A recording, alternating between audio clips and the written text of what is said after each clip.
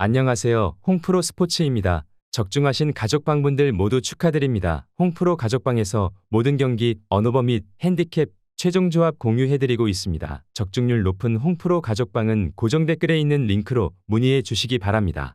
6월 15일 국내 축구 6경기 분석 시작하겠습니다. 첫 번째로 포항 스틸러스 대 대전 하나시티 경기 알아보겠습니다. 먼저 포항은 최근에는 광주를 상대로 승리한 것을 빼면 승리가 없다.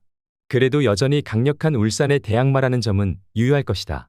특히 대전을 상대로는 전반적으로 상성에서 우위를 잡아가는 모습인데 대전이 여전히 공격적으로 갈 것으로 보이기에 광주나 대전을 상대로는 늘 포항이 우세한 흐름이다. 특히 간격 유지와 수비가 기본적으로 되는 팀이다 보니 포항이 간결하게 가는 상황에서 이익을 보는 성향이 매우 짙은 모습을 자주 보여준다. 이어서 대전은 황선홍 감독의 선임으로 화제다.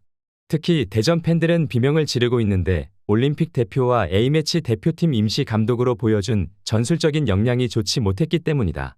사실 대전 시절에도 한 골을 넣은 상황에서는 잠그기로 일관하다가 집중력이 떨어지는 모습도 자주 보여준 편이고 공격적으로 나서다가 철퇴를 맞아버리는 상황도 생각보다 잦은 모습이다. 포항을 상대로 좋지 못한 상성이 이어져도 이상하지 않다는 것이다. 포항은 일단 공격적으로 나서는 팀을 상대로는 늘 강점을 보여주던 편이다. 특히 황선홍 감독이 공격적인 전술로 최근 성과를 내고 있는 상황도 아니다. 따라서 포항이 상성에서 대전에게 웃어주던 페이스가 그대로 이어지게 될 가능성이 높다고 보는 편이 좋아 보인다. 포항 스틸러스 승리를 추천합니다. 두 번째로 경남FC 대 수원 삼성 경기 알아보겠습니다. 먼저 경남은 흐름이 너무 답답한 상황이다. 박동혁 감독도 경기가 끝난 이후로 상당히 답답한 심정을 토로하는 모습을 보이기도 했다. 일단 경남의 수비나 공격이 모두 불안한 상황인데 박동혁 감독의 말맞다나 간격 유지가 되지 않으면서 경기가 풀리지 않고 있다.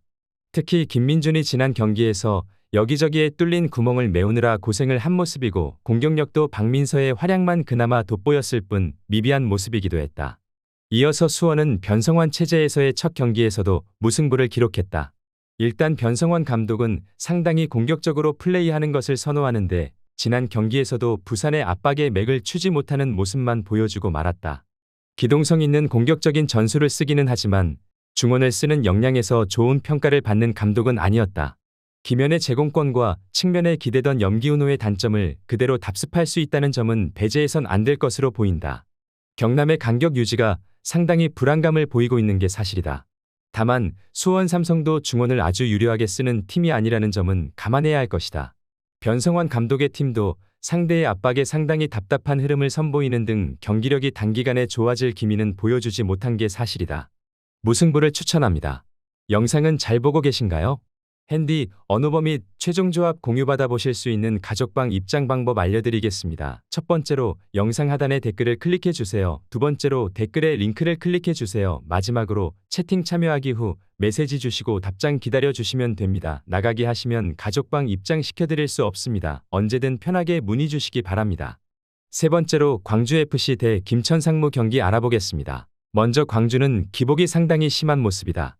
특히 공격적인 전술을 고수하면서 대놓고 수비와 역습을 가는 포항과 인천 같은 팀을 상대로 약한 모습을 드러내고 있는 상황이다. 김천을 상대로도 올 시즌 패배를 하며 약점을 드러내기도 했다.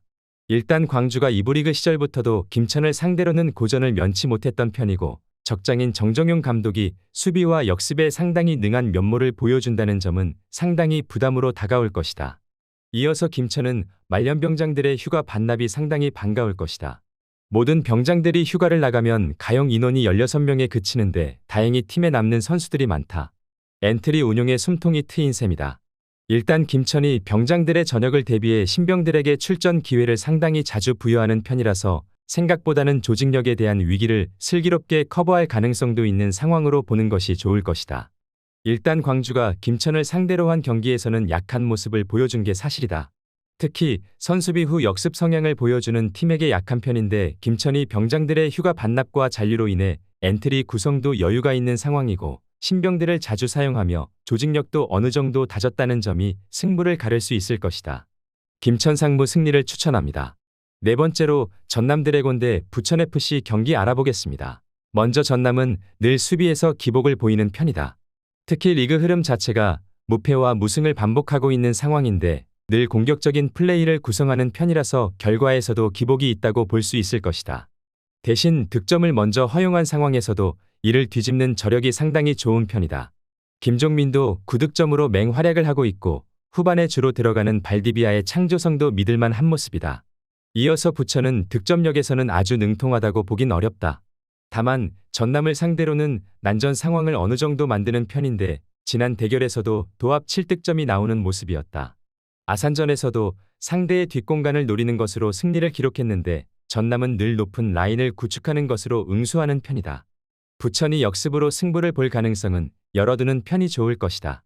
물론 수비가 약한 팀이라고 평가하기는 어렵지만 안양과 부산, 전남에게 다실점을 기록하는 등 맹렬한 공격을 하는 팀을 상대로는 약한 모습을 보이기도 했다. 전남이 어느 정도 실점을 커버하면서 역전하는 능력은 뛰어난 편이다. 다만 난전 상황에서는 부천도 뒷공간을 적극적으로 공략하는 것으로 전남과 꽤 훌륭한 득점 싸움을 기록하는 상황이기 때문이다. 전남은 늘 뒷공간을 높게 두고 플레이를 하는 편이기도 하다. 전남의 신승을 예상해본다. 전남 드래곤 승리를 추천합니다. 영상은 잘 보고 계신가요? 핸디, 언어버 및 최종 조합 공유받아 보실 수 있는 가족방 입장 방법 알려드리겠습니다. 첫 번째로 영상 하단에 댓글을 클릭해 주세요. 두 번째로 댓글에 링크를 클릭해 주세요. 마지막으로 채팅 참여하기 후 메시지 주시고 답장 기다려 주시면 됩니다. 나가기 하시면 가족방 입장 시켜드릴 수 없습니다. 언제든 편하게 문의 주시기 바랍니다. 다섯 번째로 성남FC 대 FC 안양 경기 알아보겠습니다. 먼저 성남은 일단 안산을 잡아내며 4연패에서 벗어나는 데 성공했다. 다만 성남이 지난 경기에서도 PK로 실점위기에 처하는 등 여전히 수비라인에서의 난조가 있는 상황이다. 특히 후이즈가 터지지 않으면 공격도 상당히 기복이 심한 모습인데 최철우 감독이 이기영 감독과는 다르게 상당히 공세적인 플레이를 선보이고 있지만 공격도 후이즈에게 기대는 성향이 짙고 수비에서도 복귀 속도가 빠른 모습도 아니라는 점은 아쉬운 부분이다.